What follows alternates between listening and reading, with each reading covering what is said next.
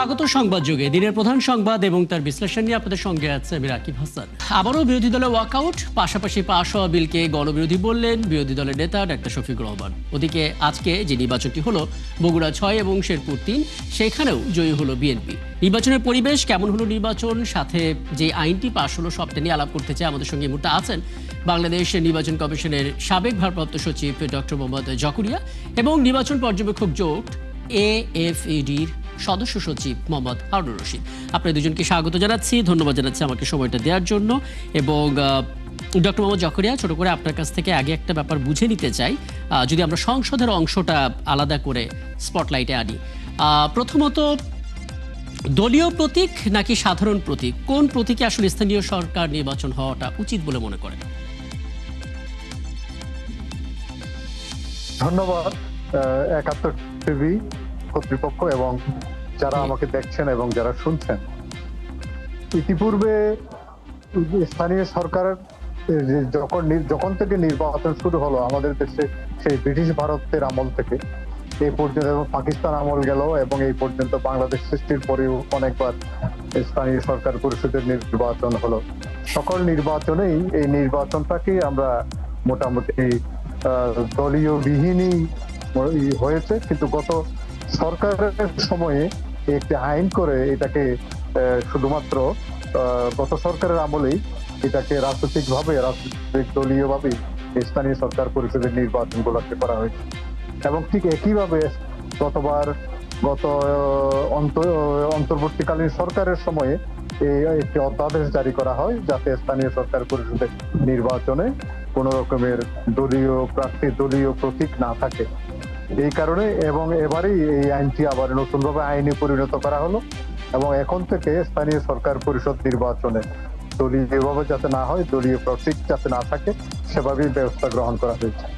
সুতরাং অতীতের অভিজ্ঞতা থেকে দেখা যায় সবসময় স্থানীয় সরকার পরিষদের নির্বাচন দলীয় বিভিন্ন রাজনৈতিক দলীয় প্রতীকে যাতে না হয় সেই ব্যবস্থাই করা হয়ে থাকে এবং এখনো সেই ব্যবস্থায় আবার পুনরায় চালু করা হলো, প্রবর্তন করা হলো। এবং এই থেকে, কারণ স্থানীয় সরকার প্রতিষ্ঠান এটা সবসময় একটা রাজনৈতিক ঊর্ধ্বে, কারণ এখানে অনেক যারা সামাজিকভাবে এবং যারা মোটামুটি এলাকায় স্থানীয় সরকার পরিষদের নির্বাচন করার জন্য যারা সঠিকভাবে দায়িত্ব পালন করেন, সেই সমস্ত লোকজনই মোটামুটি আমাদের ভোটাররা তাদেরকে আগ্রহ করে তাদেরকে নির্বাচিত করে থাকে, যারা এই জাতীয় কাজগুলো করেন এবং যারা সবসময় মানুষের পাশে থাকেন, এই জাতীয় লোকগুলাকেই তারা নির্বাচিত করে থাকে। সুতরাং এখানে দলীয়ভাবে করলে স্থানীয় সরকার পরিষদে একটা নানা রকমের সমস্যার সৃষ্টি হতে পারে। এই কারণেই এবারেই আবার নতুন ভাবে আবার এই পুনঃপ্রবর্তন করা হলো যাতে দলীয় প্রতীকে নির্বাচন না হয়ে স্থানীয় সরকার পরিষদ। তা আমি মনে করি এটা খুব ভালো একটা কাজ হয়েছে, কারণ এটা অন্যান্য দলগুলোও, যেমন বাংলাদেশের বৃহত্তম রাজনৈতিক দল বাংলাদেশ জাতীয়তাবাদী দল বহুদিন থেকেই, এবং যখন এটা করা হয় গত সরকারের আমলে তখন এটা বিরোধিতা করেছিলেন এবং সেই কারণেই তাদের নির্বাচনী ইশতেহারেও এই বিষয়টা আছে এবং যাতে দলীয়ভাবে স্থানীয় সরকার পরিষদের নির্বাচন না হয়ে থাকে, এবং সেই বিষয়টা লক্ষ্য রেখেই আজকে এই নতুন ভাবে আবার প্রবর্তন করা হলো যাতে স্থানীয় সরকার পরিষদের নির্বাচনে দলীয় প্রতীক ব্যবহৃত না হয়। তো এটা একটা ভালো দিক, অবশ্যই একটা ভালো দিক, এটা একটা ভালো দিক, স্পষ্ট করে বিশ্লেষণ করলে তেমনটাই মনে হয়। কিন্তু আমি এরপরে যখন আপনার কাছে আসবো তখন একটু জানার চেষ্টা করব, মানে এর আগের আমলের সরকার, যাকে থেকে আমরা ফ্যাসিস্ট বলে থাকি, তারা যদি একটা নিয়ম চালু করে রাখে এবং সেই নিয়মের বাইরে থেকে যদি আমরা বেরোতে চাই, তাতে আসলে বিরোধী দলের তো সাধুবাদ জানানোর কথা, তারা ওয়াকআউট কেন করলো? আমরা সেটা নিয়ে একটু আলাদা করে জানার চেষ্টা করব। তার আগে মোহাম্মদ হারুনুর রশিদ, আপনার কাছে একটু স্পষ্ট হই, নির্বাচন মূলত আপনারা পর্যবেক্ষণ করেন এবং সেই পর্যবেক্ষণ করতে গিয়ে আপনাদের কাছে আসলে কি মনে হয়েছে? বিভিন্ন সময় আমরা এটা শুনে থাকি যে স্থানীয় সরকার নির্বাচনে দলীয় প্রতীক ব্যবহার করলে সেটার অপব্যবহার হওয়ার একটা সম্ভাবনা থাকে। সেই হিসেবে সাধারণ প্রতীক কতটা কাজে আসতে পারে এবং বিরোধী দলের আপত্তির জায়গাটা আসলে কি থাকতে পারে যে কারণে আসলে ওয়াকআউট করতে হলো? ধন্যবাদ আপনাকে এবং ৭১ টিভিতে আমাকে যারা দেখছেন সকলকে অভিনন্দন। আমি খুবই সংক্ষেপে বিষয়টা, যেহেতু আমাদের সচিব মহোদয় বলেছেন বিস্তারিত, আমি বলতে পারি যে প্রথমত যে প্রতীকের অপব্যবহার, সেটা হলো পলিটিক্যাল পার্টি যদি পলিটিক্যাল প্রতীক নিয়ে এটা কোনো কন্টেস্ট করে, তখন এন্টায়ার পলিটিক্যাল পার্টি তারা কন্টেস্টেন্টে যেভাবে মুভমেন্ট করে, আর সেখানে সাধারণ কোনো নাগরিক অন্য কোনো প্রতীক নিয়ে এখানে কন্টেস্টেন্টে আসতে পারে না, কন্টেস্ট করার সক্ষমতা হারিয়ে ফেলে। দলীয় প্রভাবরা, দলীয় যারা রাজনৈতিক দল যদি সরাসরি আসে, সেই জন্য এটা দীর্ঘদিনের দাবি ছিল, এটা একটা পলিটিক্সের বাইরে, রাজনীতির বাইরে, যাতে সর্বস্তরের জনগণ স্থানীয় সরকারে স্থানীয়ভাবে তাদের প্রতিনিধি নির্বাচন করবে, স্থানীয় রিসোর্স মোবিলাইজ করবে, স্থানীয় মানুষকে সেবা দেবে রাজনীতির ঊর্ধ্ব থেকে, সেই স্পিরিটটাই ছিল। এখন এখানে এটা বিএনপিরও এটাতে কনসেন্স ছিল আগে থেকে যে কাজটা তারা করবেন, এটা তারা করেছে। আজকে যে ইস্যুটা আসছে সেটা হলো যে আমাদের জুলাই চার্টারে একটা কংক্রিট একটা দীর্ঘদিনের ডিসকাশন ছিল যে স্থানীয় সরকারে এই প্রতীক ব্যবহার হবে না পলিটিক্যাল পার্টির, এবং একই সাথে কোনো আপনার প্রশাসক নমিনেশন কিংবা তাৎক্ষণিকভাবে তার পছন্দের লোককে সরকার বসাইতে পারবে না। প্রথম অংশ আমার মনে হয় যে ওরা হ্যাপি, আমার ধারণা। দ্বিতীয় অংশটা যেহেতু সরকার এখানে একটু স্পেস রেখে দিয়েছে যে প্রয়োজন অনুযায়ী যদি ইলেকশন একটু দেরি হয় তাহলে এটা যেন কন্টিনিউ করতে পারে, আমার মনে হয় সেই উইল থেকেই তারা এইটা স্পেসটা রেখেছে। তো এটাকে পুরোটা নেগেটিভলি না ভেবে বলতে পারি এই স্পেসটা হয়তো বা একটা ম্যানেজমেন্টের জন্য তারা রাখছে বলে আমার মনে হয়। তবে আমি বলবো যে স্টিল এটা একটা ইন্টেনশনটা ভালো, যে তারা যে এটা অ্যাকসেপ্ট করেছে যে পলিটিক্যাল যে সিম্বল এখান থেকে তারা সরে আসছে, এটাকে আমরা অভিনন্দন জানাই। আমরা দীর্ঘদিন মানুষের দাবিও এটা ছিল।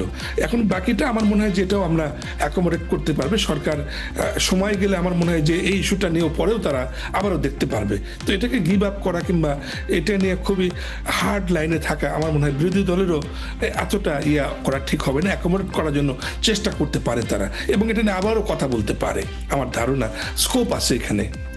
আপনি আসলে খুব পজিটিভলি বলছেন। এরকম পজিটিভলি যদি ভাবা হয় সেটা সরকার এবং বিরোধী দুই পক্ষই, খুব চমৎকার একটা পরিবেশ তৈরি হয়। কিন্তু মুশকিল হচ্ছে ইতোমধ্যেই আসলে গণবিরোধী বিল এরকম একটা ট্যাগও দেওয়া হয়েছে। সেই জায়গা থেকে ডক্টর মোহাম্মদ জকুরি আপনার কাছে একটু আসতে চাই, মানে একটা শক্তিশালী বিরোধী দল পার্লামেন্টে থাকা খুবই জরুরি, কারণ সেই হিসেবে সরকারের জবাবদিহিতা, দায়বদ্ধতা নানা কিছু থাকে। এখন সেই জায়গা থেকে যদি বিরোধী দল ওয়াকআউট করে যায় এবং কোথায় সমস্যা সেটা যদি স্পষ্ট করে আলোচনা টেবিলে না আসে, মানে সেক্ষেত্রে তো পুরনো বৃত্তের মধ্যেই আমরা ঢুকে যাওয়ার একটা শঙ্কা বোধ করি। কি বলবেন আসলে কেন এটাকে গণবিরোধী ট্যাগ দেওয়া হচ্ছে? জি, এটা গণবিরোধী ট্যাগ দেওয়া হচ্ছে এই কারণে, এটা কিন্তু নতুন কিছু নয়। এটা সব স্থানীয় সরকার পরিষদের যে সব আইনেই, যেটা ইউনিয়ন পরিষদ বলেন, সে পৌরসভা বলেন বা সিটি কর্পোরেশন বলেন, জেলা পরিষদ বলেন, সব ক্ষেত্রেই যখন নির্বাচিত প্রতিনিধির একটা মেয়াদ থাকে, ডিউরেশন থাকে, ওই ডিউরেশনের মধ্যে যদি কোনো নির্বাচন না হয় বা যে কোনো কারণ নির্বাচন অনুষ্ঠিত হতে না পারে, তাহলে একজনকে দায়িত্ব দেওয়ার কথা বলা আছে। এই দায়িত্ব দেওয়ার কথা এটা অতীতের সকল নির্বাচনী আইনেই কিন্তু এটা থাকে। সেই বিষয়টাই এবার সংশোধনীতে আনা হয়েছিল অধ্যাদেশ আকারে। সেই অধ্যাদেশটাই কিন্তু এবার বিল আকারে আইনে পরিণত হয়েছে আজকে। সেটাকেই তারা গণবিরোধী হিসাবে আখ্যায়িত করছে বিরোধী দল। তবে বিরোধী দল এবারের যে সংসদ, সেই সংসদে মোটামুটি বিরোধী দলের একটা যথেষ্ট ভালো অবস্থান। এটা আমাদের সংসদীয় ইতিহাসের জন্য, সংসদের জন্য একটা ভালো একটা ভূমিকা রাখবে বলে আমি মনে করি। এই বিরোধী দলের এই ধরনের কার্যক্রম অবশ্যই থাকা উচিত, যাতে ভালোভাবে এই সংসদ চলে এবং জনগণ উপকৃত হয়। এই ধরনের থাকলে সংসদও একটা ভালো সংসদে পরিণত হবে বলে আমি মনে করি। তারা এটাকে গণবিরোধী এই কারণেই বলছে, যেহেতু নির্বাচিত প্রতিনিধিরা থাকবেন, নির্বাচিত প্রতিনিধির বাইরে অনির্বাচিত কোনো লোককে যাতে ওখানে বসিয়ে দেওয়া না হয়, এটাকে এই জন্যই গণবিরোধী বলা হচ্ছে। কিন্তু এটাকে গণবিরোধী না বলে আলোচনার টেবিলে এসে আমার মনে হয় এটা সমাধান করা যেতে পারতো। এবং এটা মোটামুটি একটা করা যেত। কিন্তু যেহেতু এখন সময় খুব সংক্ষিপ্ত, 30 দিনের মধ্যেই সংসদ অধিবেশনের প্রথম অধিবেশনের 30 দিনের মধ্যেই সমস্ত অধ্যাদেশগুলোকে বিল আকারে এনে আইনে পরিণত করতে হবে। এই কারণেই সময় সংকীর্ণতার কারণে খুব তাড়াহুড়া করেই এই সমস্ত বিল মোটামুটি আইনে পরিণত করা হচ্ছে বলে আমি মনে করি। এবং এই জিনিসটা যেহেতু এটা নতুন কোনো বিষয় নয়, এটাকে গণবিরোধী এই ধরনের আখ্যা না দিয়ে মোটামুটি আলোচনা করেই একটা কিছু করা যায়। কারণ এটা সাময়িক সময়ের জন্য এটা করা হয়ে থাকে। নির্বাচিত প্রতিনিধি অবশ্যই আসবে, নির্বাচন হবে এবং নির্বাচিত জনপ্রতিনিধিদের হাতেই স্থানীয় সরকার পরিষদের দায়িত্ব অর্পিত হবে, এই আশাবাদ আমরা রাখতে পারি। একটা কথা প্রায় শোনা যায় ডক্টর জকরিয়া, আপনি নিজেও জানেন যে স্থানীয় সরকার নির্বাচন যেগুলোতে হয় বেশিরভাগ ভোটাররা কিন্তু ঢাকার বাইরে থাকে এবং তারা আসলে সেই ভোটটা দেওয়ার জন্য আসলে এলাকার বাইরে বা ঢাকার বাইরে থেকে এসে তারা সেখানে যায় এবং সেই ভোটটা দেয়। সেই হিসেবে যদি একটা দিন নির্দিষ্ট করেই এই ভোটগুলো হয়, কি মনে হয় মানে ভোটারদের উপস্থিতি তো বাড়তে পারে এবং কাজটাও তো সুবিধা হয়, সেটা দুই পক্ষেরই, যারা ভোট আয়োজন করবে এবং যারা ভোটার।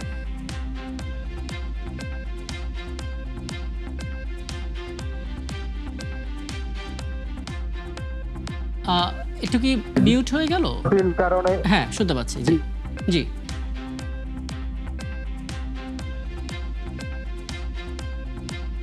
কারণ যে কোনো স্থানীয় সরকার পরিষদের প্রত্যেকটা স্থানীয় সরকার পরিষদ কিন্তু একটা পৃথক পৃথক আইনের মাধ্যমেই চলে এবং প্রত্যেক স্থানীয় সরকার পরিষদ একটা ইন্ডিভিজুয়াল একটা প্রতিষ্ঠান। যেমন ধরেন আপনার চট্টগ্রাম সিটি কর্পোরেশন বা ঢাকা সিটি কর্পোরেশন হেক্টর মেয়াদে এক সময় শেষ হতে পারে। সুতরাং একসাথে নির্বাচন করা এখানে কোনো মতেই সমীচীন হবে না। তার কারণ ইউনিয়ন পরিষদের ক্ষেত্রেও এবং পৌরসভার ক্ষেত্রেও অনেক পৌরসভা আছে যেটা মেয়াদ একবারে শেষ হয়, আবার অন্য পৌরসভার মেয়াদ অন্য সময় শেষ হয়। সুতরাং একদিনে এই ধরনের নির্বাচন একদম পরিষ্কার, একদম পরিষ্কার। আমরা আজকে দিনে আরেকটা বড় ঘটনা আমরা জানি যে হ্যাঁ প্রত্যেকটা ইয়েতেই পৃথক প্রতিষ্ঠান এগুলা। আচ্ছা আচ্ছা, আজকে আমরা এই পর্যন্ত স্থানীয় সরকার নির্বাচন নিয়ে আমরা আলাপটা শেষ করি। আমরা জানি যে আজকে আরেকটা বড় ঘটনা, বগুড়া 6 এবং শেরপুর 3 নির্বাচন হয়েছে। দুটো নির্বাচনেই আসলে বিএনপি প্রার্থী জয়লাভ করেছে এবং দুটো নির্বাচনেই আসলে অনিয়মের অভিযোগ এসেছে বিরোধী পক্ষ থেকে। আমি এটা নিয়ে একটু আলাপ করতে চাই। মোহাম্মদ হারুনুর রশিদ, পর্যবেক্ষক দল, আপনারা কি পর্যবেক্ষণ করলেন, মানে আজকে দুটো নির্বাচন কেমন হলো? জি, ধন্যবাদ আপনাকে। আমরা যে এফইডি যেটা আফেদ আমরা বলি, আমরা যে পর্যবেক্ষণ করি সেটা একটা সিস্টেমেটিক অবজারভেশন। আমরা লোকজনকে প্রশিক্ষণ দিয়ে একটা সুনির্দিষ্ট কেন্দ্রকে নির্ধারণ করে দিই। যেমন বগুড়াতে আমরা 90টা কেন্দ্র আমরা পর্যবেক্ষণ করেছি এবং শেরপুর 3-এ আমরা প্রায় 66টা কেন্দ্র আমরা পর্যবেক্ষণ করেছি। তো পর্যবেক্ষণ করেছি আমরা সেখানে প্রতি মানে 2 ঘন্টা পর পর আমরা অনলাইনে আমরা তথ্য পেয়েছি আমাদের সফটওয়্যারের মাধ্যমে, সেগুলো আমরা অ্যানালাইসিস করেছি এবং আমরা এখনো তথ্য পাচ্ছি। হাউবার যে দুইটা আমরা বলতে পারি যে যদিও বিশেষ করে শেরপুর 3-এ যে উইথড্রটা করলো আমাদের যে জামাত ইসলামের ক্যান্ডিডেট, এইটা ধরেন যে আমি বলবো যে একটা ইনসিডেন্স এবং যেসব বিষয় তথ্য উপাত্ত তারা উপস্থাপন করছে এগুলোকে আসলে দাবি রাখে যে এগুলোকে আসলে আরো একটু রিভিউ করে দেখা যে উইথড্রল একটা অনেক বড় একটা ডিসিশন যে মানে ইয়ের থেকে ইলেকশন থেকে সরে যাওয়া। তো আমি এনভায়রনমেন্টের কথা বলি, আমরা কিন্তু দুই জায়গাতেই আমরা খুব বড় রকমের আপনার ভায়োলেশন, বড় রকমের যে আপনার যে নিয়মের ব্যত্যয় ঘটা, বড় রকমের যে অনিয়মগুলান সেটা যথেষ্ট পরিমাণ আমাদের কাছে আসে নাই। যেগুলো হচ্ছে যেমন বগুড়াতেও ধরেন যে পুলিশ আর বিএনপি ছেলেপেলে মিছিল করছিল, তাদেরকে ধাওয়া দিয়েছে, এগুলো ভেরি কমন। এবং সেখানে যে শৃঙ্খলাটা বরং বলবো যে গত যে জাতীয় নির্বাচনে যে সব ত্রুটি বিচ্যুতি ছিল কম বেশি, এবারে ইলেকশন কমিশন কিন্তু আরো ভেরি বলবো যে অ্যাটেন্টিভলি এই বিষয়গুলোকে অ্যাড্রেস করছে। তাদের কেন্দ্রগুলো খুব সাজানো ছিল, লাইনগুলোর উপর নজর রেখেছে, আইন শৃঙ্খলা পরিস্থিতি, আইন শৃঙ্খলা বাহিনী তারা খুবই কেয়ারফুলি হ্যান্ডেল করেছে। সেক্ষেত্রে আমরা এটা দেখতে পেয়েছি যে আসলে যে এখন একটা রুলিং পার্টির যদি আছে, গভর্নমেন্ট আছে, সেই তুলনায় যে হয়তো কিছু প্রভাব সৃষ্টি করা যেভাবে হওয়ার কথা সাধারণ প্রত্যাশা করা হয় যে কিছু হয়তো সমস্যা হবে, আমরা কিন্তু ওই জন্য এসব জায়গাতে বেশি বেশি পর্যবেক্ষক আমরা নিয়োগ করেছি। কিন্তু আমাদের কাছে যেটা মনে হয়েছে যেটা যথেষ্ট পরিমাণ অভিযোগ কিংবা নেগেটিভ তথ্য উপাত্তগুলো আমরা পাইনি, যে কারণে একটা মনে করেন যে ক্যান্ডিডেট আমরা এটা বলতে পারি যে এই জাতীয় নির্বাচনটা আমরা দেখেছি যে ভাবমূর্তি তৈরি হয়েছে, সেই লিগাসিটা এই নির্বাচন দুটো ধরে রাখতে পেরেছে, দুটো আসলে কন্টিনিউ করেছে। রাইট কন্টিনিউ করেছে। অনেক ধন্যবাদ। আমার হাতে সময় থাকলে ডক্টর মোহাম্মদ জকরিয়া আপনার একটি বিশ্লেষণ শুনতাম, কিন্তু সময়টা যেহেতু শেষ, আমরা মোটামুটি ভাবে যে আপডেটগুলো পাচ্ছি এবং প্রথম অংশে আপনার কাছ থেকে যে তথ্যগুলো জানলাম অনেকটাই পরিষ্কার হয়েছে। অনেক ধন্যবাদ আমাদেরকে সময়টা দেওয়ার জন্য। দুজন অতিথি ছিলেন আমাদের সঙ্গে, বাংলাদেশ নির্বাচন কমিশনের সাবেক ভারপ্রাপ্ত সচিব ডক্টর মোহাম্মদ জকরিয়া ছিলেন আমাদের সঙ্গে, সেই নির্বাচন পর্যবেক্ষক জোটের সদস্য সচিব মোহাম্মদ হারুনুর রশিদ। এবং এই ছিল আজকের সংবাদযোগে। আগামীকাল ঠিক রাত 10টায় আবার দেখা হবে নতুন কোনো বিষয় এবং তার বিশ্লেষণ নিয়ে। থাকুন ৭১-এর সাথে।